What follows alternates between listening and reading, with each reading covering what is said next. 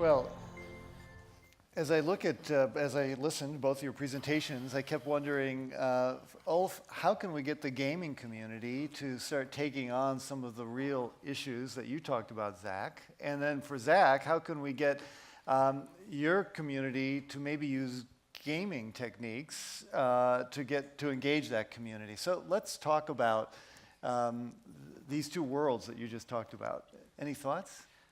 Well, I think that we mentioned that before, open data. Yeah. Before that, that's very important. If data is open and we can put it out there, and if there is a simple way of get some of the results from these projects out there, and to be easily to be connected to through the games, I think it will happen on its own if it's easy to get the data out there. Absolutely. I think about my kids, and I think about both of our examples. I think the youth today are very cognizant of the issues. Right. I think climate is in the forefront of their minds. My kids are actually worried about it, which maybe I told them too much. So I'm always thinking, so first of all, that talk that I gave, I don't really change that much when I speak to them in 5th grade and 7th grade. They used to invite me into their class. They don't anymore. But when they did, I actually wouldn't change all that much in conveying this to the youth. And when I've talked to my one kid, Ryder, he loves Minecraft, and I've talked to him about this relationship of gaming and gaming scenarios, and they seem quite open to it. So I think where we join is in the youth. Yeah, and that's another key. You mentioned the education system, different grades, and so of course, interesting the education system for it. Use it in teaching, for instance. And I know there are quite a few projects where they use games, Minecraft, to explain geography and stuff like that. At least in Sweden, they're all going on. So get these into the education system.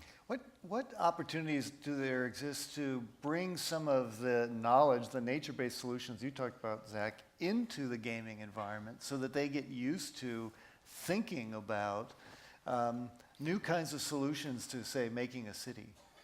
How open is Minecraft, for example, to bringing some of this knowledge into it? Well, technically, I wouldn't say there's any barriers against it to get them working. To get the interest out there, it's a good question. Maybe when you think about gamification, it should be fun. It has to be fun. I think that's a good point in this. And so maybe if we could make it somehow like a gaming experience there to attract kids. I don't know exactly how.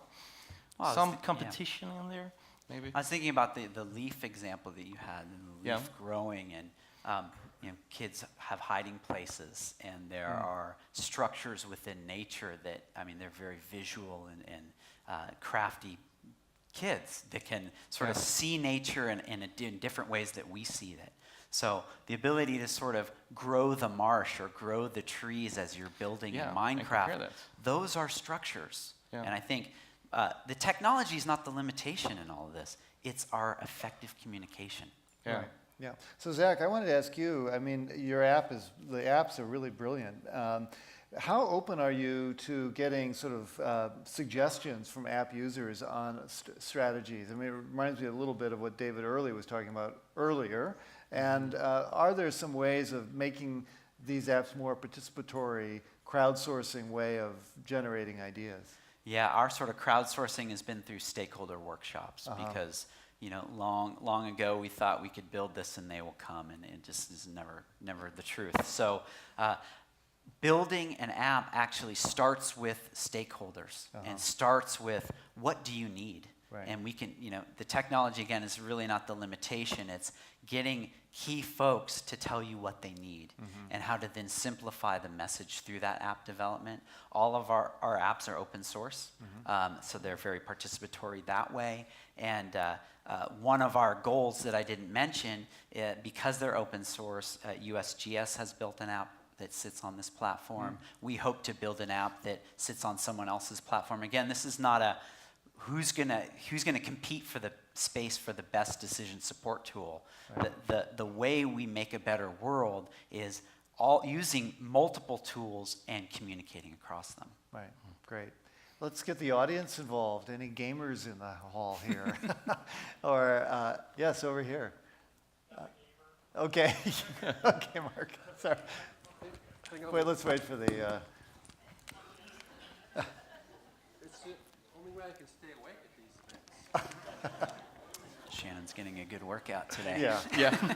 So I'm Mark Reiner with Non Sequitur, and just a suggestion for how your two worlds could tie together, and just want to see your feedback on it. That in Minecraft, can you tag those 1 meter block cubes with the material, whether they're concrete, wood, steel, and then also tag attributes where they were mined from, and more of a life cycle analysis, and that ties it back. The urban environment is always tied to the hinterland, and that speaks to the Nature Conservancy.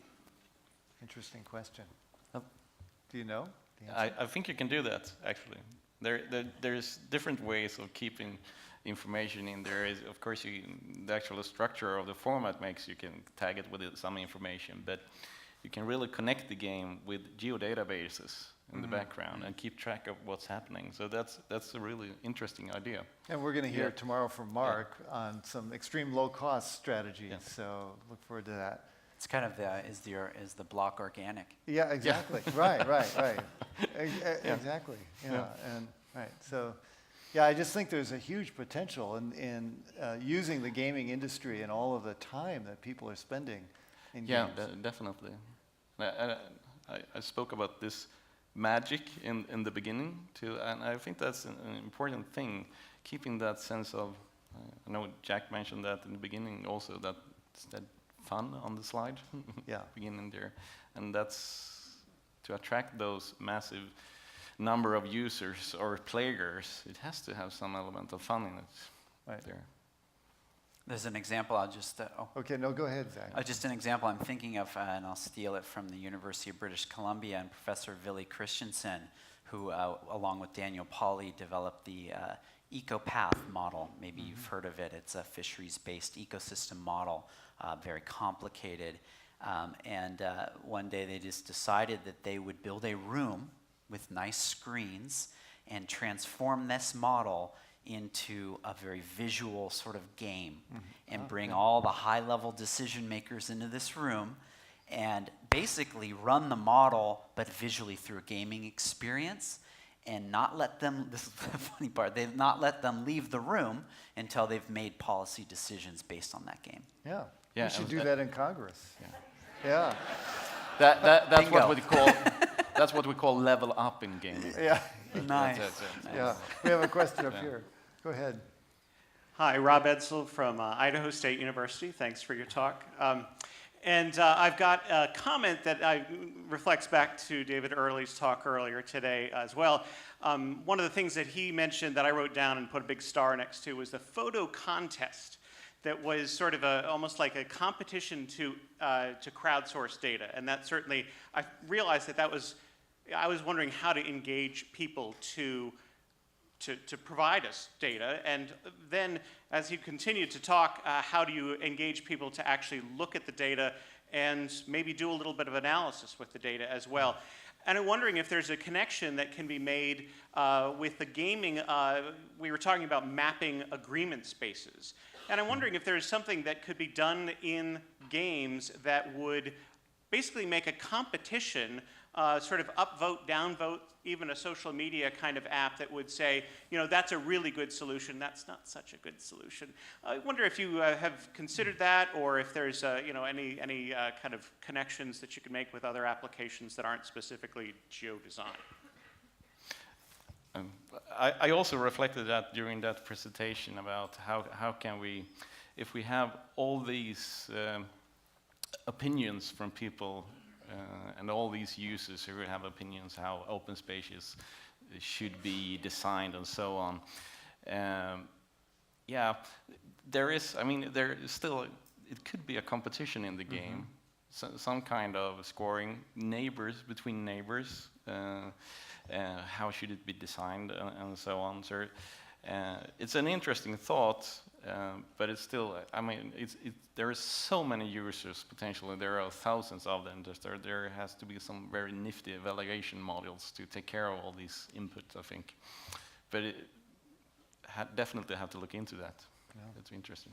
Now I'm just visualizing a Minecraft app within coastal resilience and how we would Right. use that, build the reef, Right. and sort of Yeah. make that interoperable. Right. Yeah, and those game engines have these physics engines in there, of course. And that means if you pour water, it will flow. And they're pretty good. So you could even visualize right there, yeah. dikes and so on, how it's happened, to explain those phenomenons, what's being done and so on, and how that affects Yeah, nature. a nature version of Minecraft, Yeah. basically. Yeah. I'm seeing Coastal Defense version 4 right now. There you go. block-based. Yeah. You saw it here. or other games. Yeah, I right, think, right. Yeah. Yeah. Yes, go ahead. Yeah, I'm David Tulloch David. from Rutgers University. Yeah. A few years ago, the game Second Life had an example where an elected official in Queens, New York, built a space that was a model, like a 1/5 scale model of a park in Queens, where the avatars of users could go in and redesign the park the way they wanted it. And the challenge was that many of the residents of the neighborhood were elderly, not big Second Life users, as it turns out. And the high school kids in the neighborhood didn't have strong feelings about the park. But the interesting moment that was one time when I went up and watched this elected official trying to get some of those together. He would arrange where the kids would sit at the computer and play, while two or three elderly would stand behind and talk to them about what they wanted.